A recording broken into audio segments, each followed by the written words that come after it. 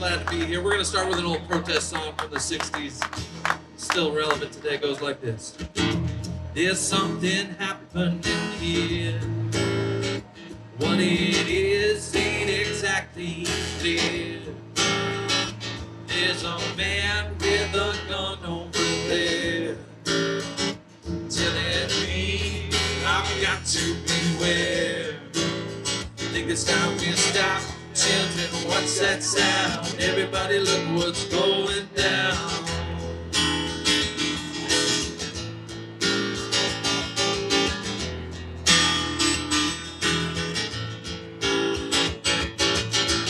There's battle lines being drawn. Nobody's right if everybody's wrong. Young people speaking their minds, getting so much resistance from behind. Think it's time to stop.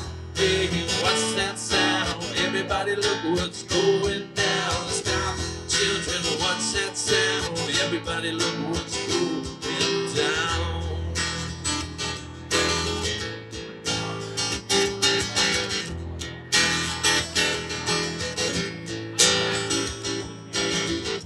What a field day for the heat.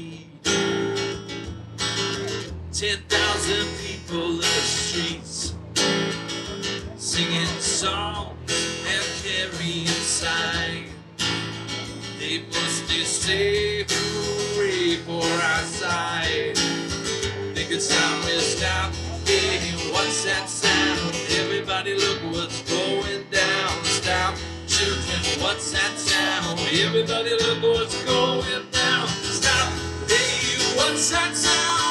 Everybody look what's going down. Stop, children, what's that sound? Everybody look what's going down.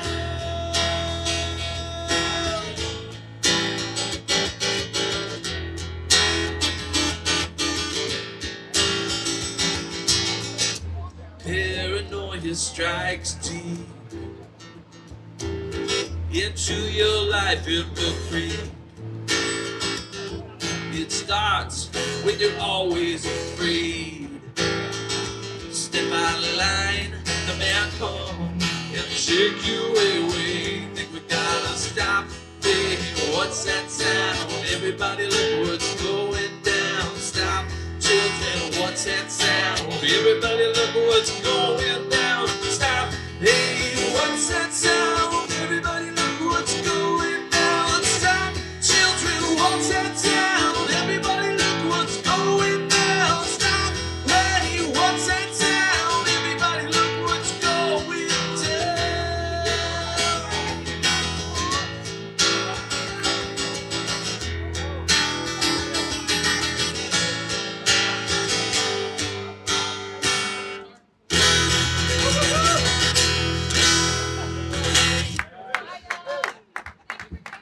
Hey, Stevens Point, good to see you all today. Vote Common Good is glad to be here. And we got to tell you, friends, 3 weeks from today, 21 days, the United States of America is going to make a decision. They're not only going to make a decision about our future, they're going to make a decision about the way we choose to live for the remainder of our lives. Now, some of you are going to live longer than some of us, but what happens 3 weeks from today is going to set an arc. And we're going to ride that arc. Now, we're here to remind people that no matter what your background is, whether you're someone of Christian faith like a lot of us, or you're someone of no faith at all, if you're someone from a faith that comes from your family or one that you chose, no matter who you are and how you got here, we want to remind you that no political party owns you, that no political party should tell you how to vote, that no pastor, no religious leader, like any of us, should be telling you that you can only vote for one party or the other. You know what the right thing is. Now, I got to tell you, we can stand up here all day and talk about people running for the presidency of the United States, a man who thinks that migrants want to eat your pets, a man who's been convicted of crimes, a man who has broken the hearts of so many people, but we're not here to tell you how bad that man is. He's like a self-cleaning oven, does all the work for you. We're here to remind you how good you are and that you can vote for candidates of quality like Collin McNamara, who you're going to hear from in a minute. You can vote for the senator in this state. You can vote for people running for office at every level, and we ask you to do so. We ask you to dig down deep and stick it out for 3 more weeks. And if you're somebody into politics, you already know what we're talking about. And if you're somebody who's not into politics, ask somebody around how they think about it.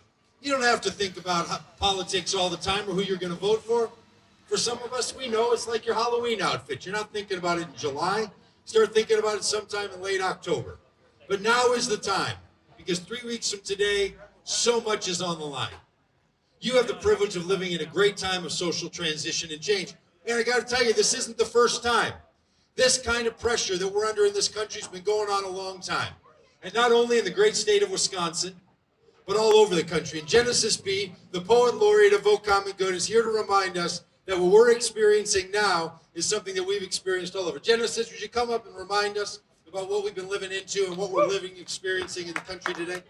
Absolutely, Doug, absolutely. Thank you for that warm intro. So my name is Genesis B., and I come from a beautiful state called Mississippi, and my state is beautiful. You should go if you haven't been. As beautiful as it has a lot of issues, past and present, and growing up there was difficult. A lot of racism, misogyny, homophobia. I had to navigate these things at these intersections. And I thought to myself, if only I could just leave Mississippi, I could escape the racism, escape the misogyny. Then I got a little older, teamed up with amazing groups like this, went all over the country. And I realized that Mississippi is just a microcosm of my nation. Police exoneration and mass incarceration. Black and brown bodies, a commodity. Mothers separated from babies, border policy. It's like that White House is painted in the Klan's ideology, and our leadership is exploiting white poverty. Think about it. Keeping us separate and divided, gay versus straight, white versus black, based off of fear, far from the facts. See, I hail from a state called the mighty Mississippi. My state flag held the stars and bars, praising a brutal history.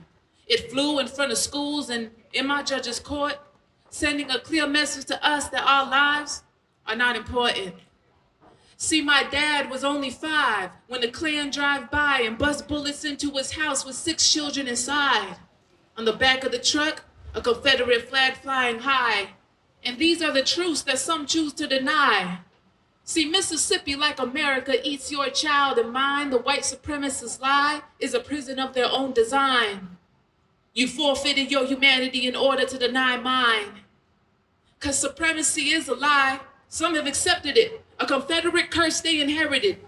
Bigotry is blinding, and your fear of the other has blocked your own blessings from your sisters and brothers.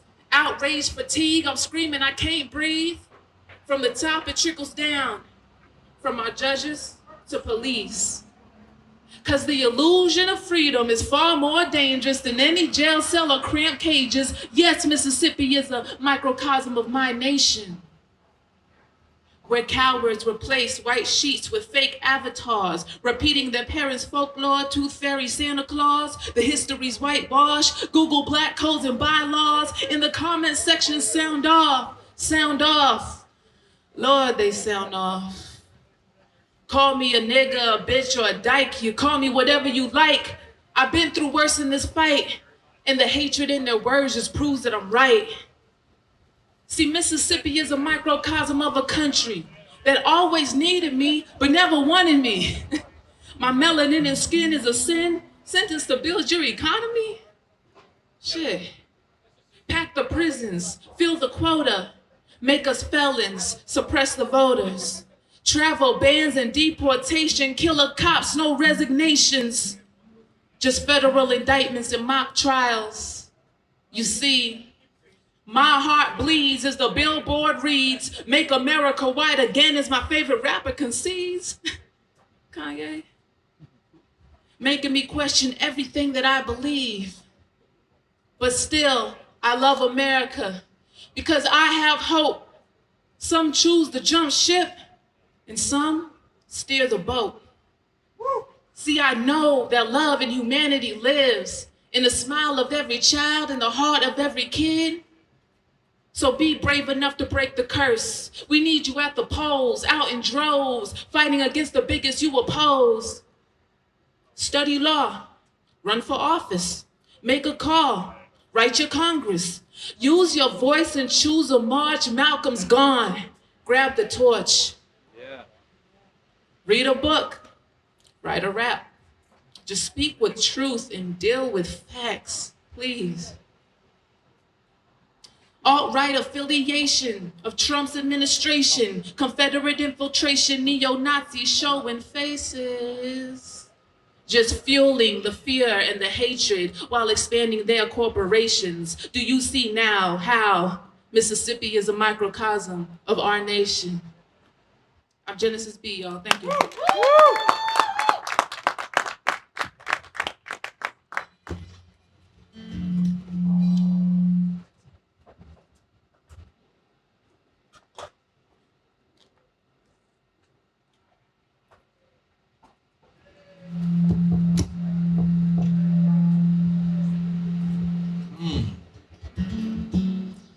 So good to have you back.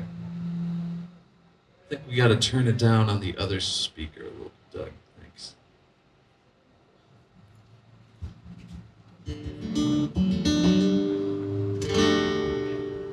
Yeah, we travel all over the country, and in 2020 we were on a bus just like this, talking to good people and people who we really disagreed with and really disagreed with us.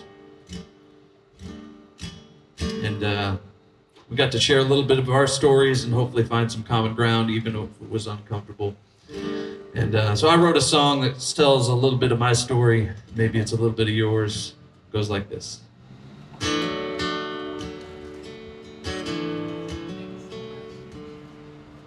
I grew up in the churches, Sunday morning and evening service.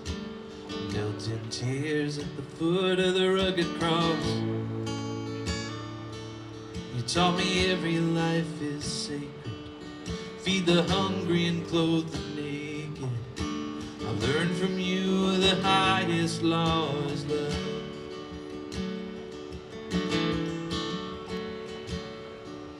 And I believed you when you said I should trust the words in red to guide my steps through a wicked world. I assumed you'd do the same, so imagine my dismay when I watch you lead the sheep straight to the wolves. You said to love the lost, I'm loving you now. You said to speak the truth, well, I'm calling you out. Why don't you live the words that you put in my mouth? May love overcome and justice roll down. Oh, they started putting kids in cages, ripping mothers from their babies. And I look to you to speak on their behalf. Oh, but all I heard was silence. Or worse, you justified it, singing glory, hallelujah, raise the flag.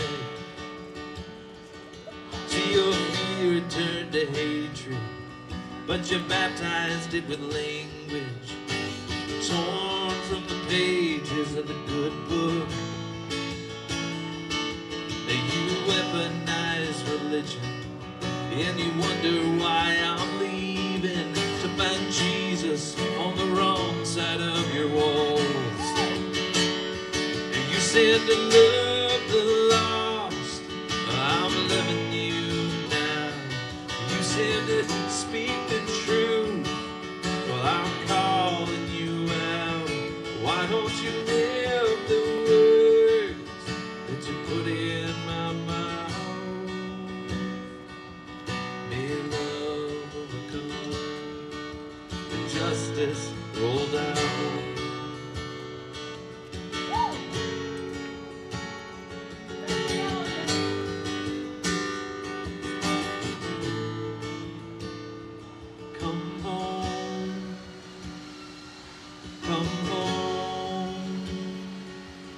You're better than this. Oh, you taught me better than this. Come home. Come home. You're better than this. I used to think you were better than this. Come home. Come home. Oh.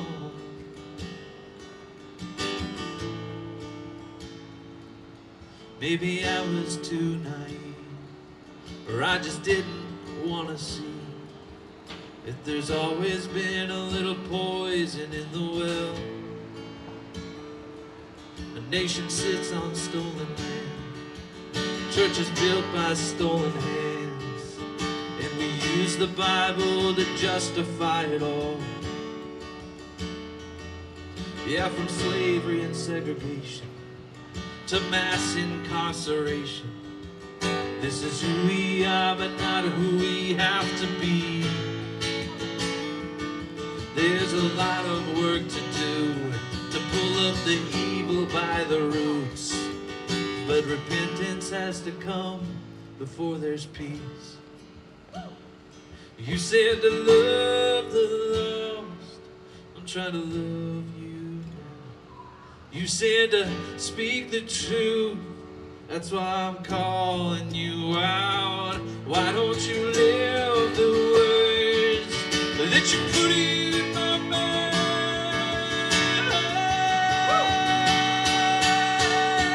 May love overcome, the justice will down. May love overcome, the justice will down. Justice roll down.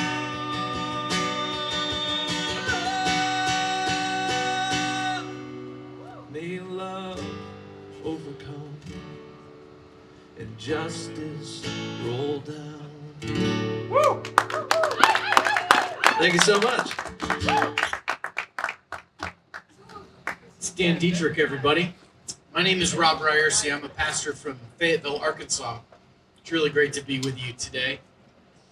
I'm thinking today about a story that I think is pretty relevant right now, where we're at here in America. It's a story that's told in the movie Monsters, Inc. Do you remember that? Do you remember that one? Yeah. Monsters, Inc. tells the story of a factory, Monsters Incorporated, that is run on energy produced by the screams of little children. And so the factory employs these monsters that will sneak themselves into kids' rooms and scare them and turn that fear, turn those screams into energy. There's one monster who gets tired of scaring the kids. He wants to make them laugh instead. By the end of the movie, they figure out that when the kids laugh, it actually produces more power than when they scream. Joy is more powerful than fear. That is. Yeah, it is. Our politics, for too long, has been dominated by fear. Fear of the other, fear of political opponents, doom and gloom about what happens if somebody gets elected or somebody else doesn't get elected, fear designed to cause us to click on links, and fear designed to keep us turned against each other. And I'm not just talking about Republicans either. There's a lot of fear on both sides of the aisle. But it feels to me like America is having a little bit of its Monsters, Inc. moment right now, where we're realizing that joy is more powerful than fear. That there's something really special, really attractive, really energetic, really powerful about hope about optimism, about laughter, about joy. Thankfully, we have a presidential candidate at the top of the ticket, Kamala Harris, who reminds us how important it is to stay joyful in the midst of everything that's going on. You know, in the next 3 weeks, there's going to be a lot of invitations to give in to fear. There's going to be a lot of invitations to get very, very nervous about how things are going to turn out in the election. And I just want to remind you today that in the midst of all of that, remember that joy is more powerful than fear is. And it's really great that we've got candidates that carry the banner of joy for us. Candidates that remind us of the hope and the optimism that spurs us on and energizes us as people. Candidates not just at the top of the ticket with Kamala Harris, but up and down the ballot as well. It's my pleasure to introduce to you one of those candidates. He's running for the state senate here in Wisconsin. Yes, he is. Collin McNamara. Collin.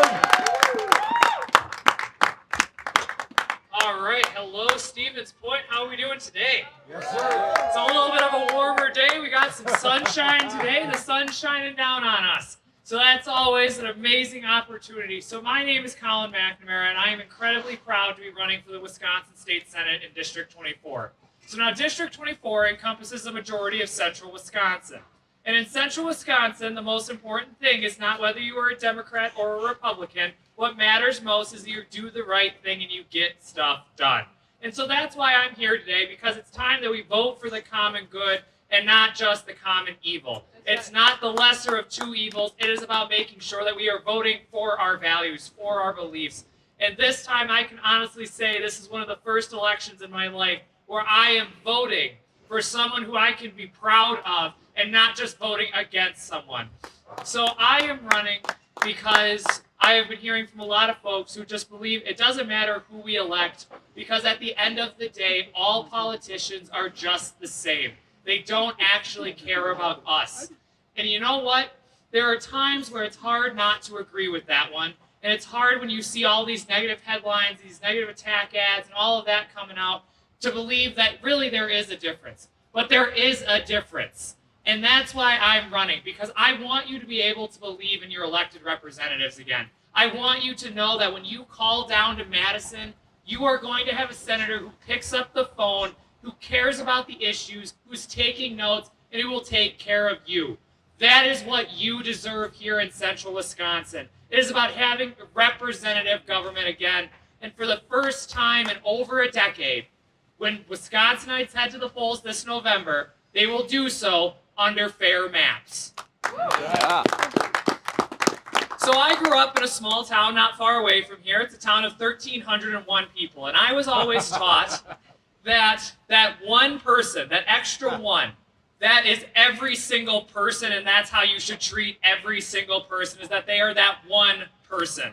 And so that's why I am running, because I am running to restore the Wisconsin values that I was raised on to Madison. And those values are honesty, integrity, empathy, respect, and hard work. Values we could use a lot more of in our politics. Yeah. Instead of just attacking each other and putting each other down, how about we actually get something done for the people again? Yeah.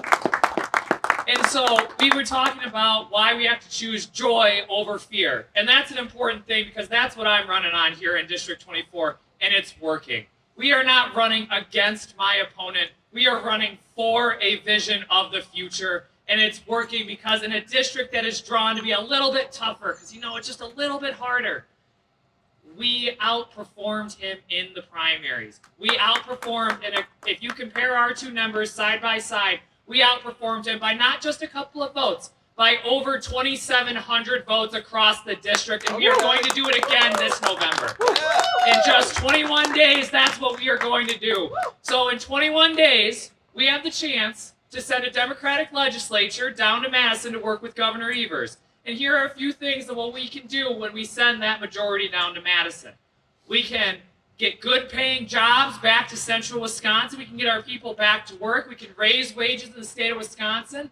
We can repeal Act 10 and restore collective bargaining rights here in Wisconsin and make sure that our workers get a fair shake in everything they do. We have to expand access to affordable health care, and that includes in those rural areas where, sometimes when you're driving, you don't see a hospital for about an hour and a half, 2 hours. And I know that because that's part of my district. As you go out there, if you get into a car accident, there is no way for someone to get there quickly. You have to get rushed to an emergency room as fast as possible, and they have to find a way to get the helicopter in. It's about access. Yeah. And so we also can fund our public schools, including our UW system where we stand on a campus today, because for the past 10 plus years, public education has been declared public enemy number 1 in the state of Wisconsin, and it's time we get back to actually funding our future. Yeah. It is not an expenditure on a spreadsheet, but a vitally important asset to our state's future. And I will always stand up for the UW system. I will always stand up for our educators. I will always stand up for our future. So there's a lot of issues that I could talk about up here, and I think anyone who knows me knows that I can talk for hours about the issues. But the most important one that I really want to touch on today is what's at stake this November. And I always feel like Chicken Little when I talk about this one, because there's really no good way of bringing it up. We have to address the elephant in the room, no pun intended. We have to address the elephant in the room, and that is that democracy is on the line this November. There is a clear right and a clear wrong this November, up and down the ticket. We have to send our values, our vision back to Madison, back to Washington, because democracy is on the line. And if it seems like the sky is falling down at times, if it seems like we're talking like the sky is falling down, it's because it is. This is a 5-alarm fire for our democracy. And we need to get out there over these next 21 days to make sure that when we all wake up on November 6th, we don't think what could have been. We say, we did that. Yeah. So you know what? When I get asked what it's like to be a young person who's running for office, I always give the same answer. And it's that, it's tough because you have to work twice as hard as everyone in the room. You have to bring your A game to everything you do, and you're not allowed to make a whole lot of mistakes. But I always end by saying, I wouldn't have it any other way, because when there comes a day, and there will come a day in the future when we are asked in 2024, when everything was on the line, what did you do to make sure our democracy stayed intact? And the only acceptable answer is going to be everything I could. So folks, are you willing to do everything you can to make sure that we elect candidates who are going to vote for the common good, not for special interests, not for their own investments or their own personal gain? Are you ready to knock doors, make phone calls, talk with your friends and neighbors, show up in those rural communities, because there's no community that's too rural or too red for us to show up in? Are you ready to get to work, to make sure that we elect those good people? Because you know what? It's about returning faith, hope, and love back to our politics. And that's what I'm running for, and that's what I know the rest of the ticket is running on. We have a lot of work to do. So folks, let's get to work over these last several weeks. And you know what? Thank you all for being on this journey with me. Let's bring it home. Thank you all so much. Collin McNamara, everybody. Give him a round of applause. Thank you so much. Thank you, sir, for running for office. I'd like to share with you a piece called To Support and Defend the Constitution, So Help Me God. On 9/11, Al-Qaeda hijacked 4 commercial airplanes and deliberately crashed 2 of the planes into the north and south towers of the World Trade Center. The crashes created a massive fireball in the sky, leaving a thick gray plume of smoke over New York City. The towers collapsed, and the people outside ran in fear for their lives. The 3rd hijacked plane crashed into the side of the Pentagon and left a wide and burning gash. And after learning about the other attacks, passengers on the 4th hijacked plane, Flight 93, bravely fought back and crashed the plane into an open field in western Pennsylvania, about 20 minutes by air from Washington, D.C. The 9/11 attacks killed 2,977 people and would become the deadliest terrorist attack from a foreign adversary on U.S. soil. I remember hearing the news that morning at work, and after arriving home that later afternoon, watching the events unfold on the television. The scenes of mass devastation, chaos, and confusion and loss resembled a war zone and overwhelmed me with such grief and anger that I wept uncontrollably while beating the air with my fists. It was a day I would never forget, not only because of these overwhelming emotions, but because of my growing obligation toward service to country and a widening sense of love for country. Because of 9/11, I would enlist in the military. So standing in a room with a handful of young men and women, I prepared to take the military's oath of enlistment. A sergeant called us to attention, directed us to raise our right hand and to repeat after him. I, Nick Brock, do solemnly swear that I will support and defend the Constitution of the United States against all enemies, foreign and domestic, that I will bear true faith and allegiance to the same, and that I will obey the orders of the President of the United States and the orders of the officers appointed over me according to regulations and the Uniform Code of Justice.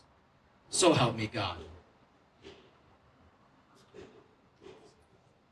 It was at that particular moment that I had committed my whole self to support and defend not just a particular branch of service, not the flag, not the country, not even the president, but rather to the Constitution, which symbolized all of these things. You see, I was now a part of something much larger than just myself. Indeed, so help me God. I would serve under this oath for 10 years in the United States Air Force and afterward be honorably discharged. 6 years after that, however, I would be reminded of the solemnity for my oath on January 6th of 2021. On January 6th, former President Trump summoned a violent mob to march on the U.S. Capitol in support of his wholly fabricated charge that the 2020 presidential election had been stolen from him. 2,500 people overran police barricades, beat, bloodied, and tased police officers. They smashed through windows and doors and ran through the halls of Congress, threatening to hang Mike Pence, execute the Speaker of the House, and do God knows what to other office holders. 114 law enforcement officers were injured, and 7 people died as a result of the violent attack. The insurrection of January 6th was an unprecedented domestic terrorist attack on U.S. soil, full stop. I remember hearing the news while sitting at my dining room table and watching the scene unfold on my laptop. I abruptly stood up to pace my living room with, again, tears of anger streaming down my face. My visceral reaction was reminiscent of 9/11. It would be another day to never forget, not just because the seat of our democracy was desecrated, but because of this simple yet breathtaking fact. Former President Trump and I, both worlds apart from each other in every sense of the word, had one thing in common. One, to defend the Constitution of the United States to our best abilities. Yet I was the one who bore true faith and allegiance to the same on that day and left my post honorably. You see, January 6th is not just a quote-unquote problem, or that former President Trump had just simply left the White House as vice presidential candidate and military veteran J.D. Vance would have us all believe. No, to the contrary.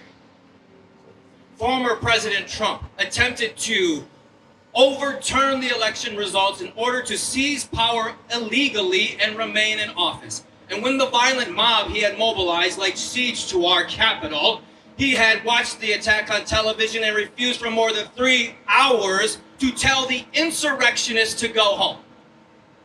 And after nearly $3 million in damages to the Capitol, he finally chose to address the insurrectionists by saying with a wink and nod of approval, "We love you. You're very special." Trump violated his oath to the Constitution and brought dishonor to thousands of military members around the globe who daily remain steadfast to their oath of enlistment, and most unequivocally to the countless men and women who have lost their lives in service of that cause. My fellow Americans, we must choose in this election to honor those who give everything and gave everything in support of American freedom and democracy. This is our obligation and the cause of our time.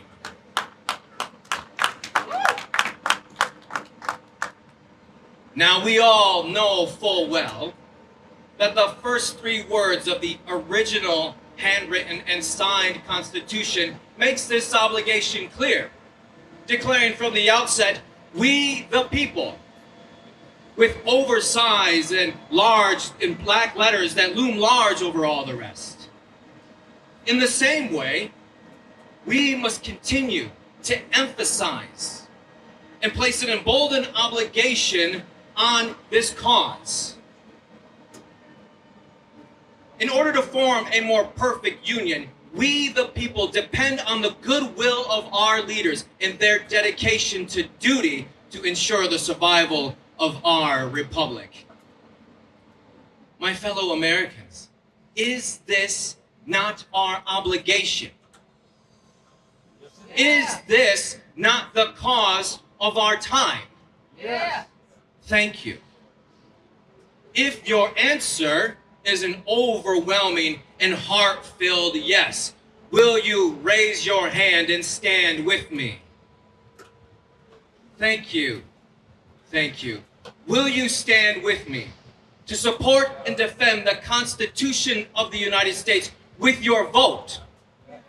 Yes. Will you stand with me to ensure the survival of our republic with your vote? Yes.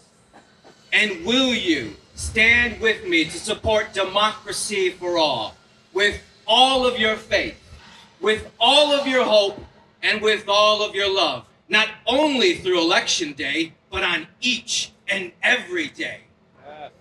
Yes. My name is Nick Brock. I'm a United States Air Force veteran, and I do solemnly swear that I will continue to support and defend the Constitution of the United States against all enemies, foreign and domestic, and that I will bear true faith and allegiance to the same. So help me God. Woo!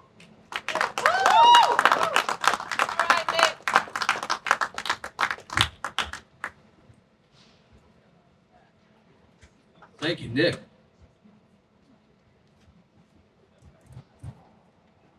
Hey, thanks for coming out. You know, we're going to wrap up with a little song. You know, a lot of people on the other side of the political spectrum would rather have us sit down and shut up. They want us to be afraid. They want to put us in our place. But as the good prophet of our time, Tom Petty, says, we're not backing down. So as we close with this song, feel free to grab a marker, sign the bus, hit the merch table, and we'd love to talk to you afterward. Well, I won't back down. No, I won't back down. You can stand me up at the gates of hell, but I won't back down. I'm gonna stand my ground. I won't be turned around. In a world that keeps on pushing me around, I'm gonna stand my ground. And I